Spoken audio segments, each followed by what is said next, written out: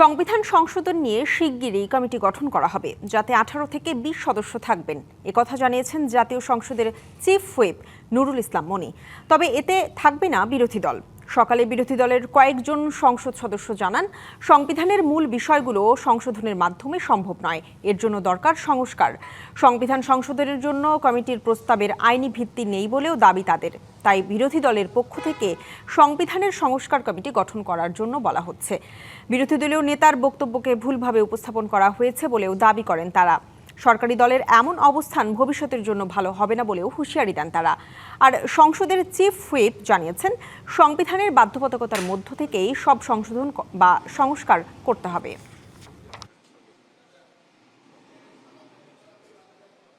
সরকারের সদিচ্ছাটা আপনার দেখতে হবে। সরকারের অত্যন্ত সদিচ্ছা আছে যে সংবিধান সংশোধন করতে হবে, আমাদের অনেক কিছুই করতে হবে। কাজে সেই সংবিধান সংশোধন করার জন্য একটা কমিটি হবে। সংশোধন পরিষদে রাজি হয়েছে, এই কথা আমরা রাজি হইনি। আমরা সংবিধান সংস্কার পরিষদ, যেটা আমাদের সমস্ত দলগুলো একমত হয়ে সিগনেচার করেছি, যেটাকে জুলাই সনদ বলা হয়, তার আলোকেই করতে বলেছি। সংবিধানে এখনো তারা হাত দেন নাই, কিন্তু হাত দেওয়ার আগে তারা পরিবর্তনগুলো আগেই করে ফেলেছেন। পরিবর্তনগুলো তারা আগে করেছেন কারণ অতটুকু তাদের দলীয় নীতির সঙ্গে যায়। দিনের কর্মসূচির আরো খবর জানাতে সংসদ ভবন এলাকা থেকে যুক্ত হচ্ছেন সহকর্মী আনোয়ার হোসেন। আনোয়ার, আজ আর কি কি কর্মসূচি রয়েছে জানাবেন বিস্তারিত।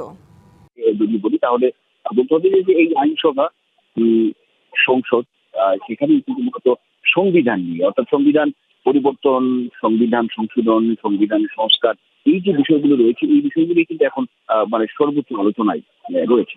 তবে আজকে যদি আমি যেহেতু খবরে বলছিলাম, সেই জায়গা থেকে যদি বলি যে এই যে সরকারি দল এবং বিরোধী দলের মধ্যে সংবিধান নিয়ে যে বিষয়গুলো সামনে এসেছে, সেই বিষয়গুলো কিন্তু আজকের এই যে অধিবেশন শুরু হবে বিকেল 3:30টায়, সেখানে অনেকটা জায়গা পাবে এমনটা কিন্তু আমরা বলতে পারি। কারণ এর মধ্যে বিরোধী দলের যে সংসদ সদস্য যারা আছেন, তারা এর মধ্যে সংসদ ভবনে এসেছেন, তারা প্রবেশ করেছেন, সেখানে কিন্তু সাংবাদিকদের সঙ্গে তারা কথা বলেছেন। এই যে সরকারি দল এবং বিরোধী দলের মধ্যে 200-র বেশি সার্ভিস ও ফিচারে লেনদেনের সব বিকাশ অ্যাপে সম্ভব।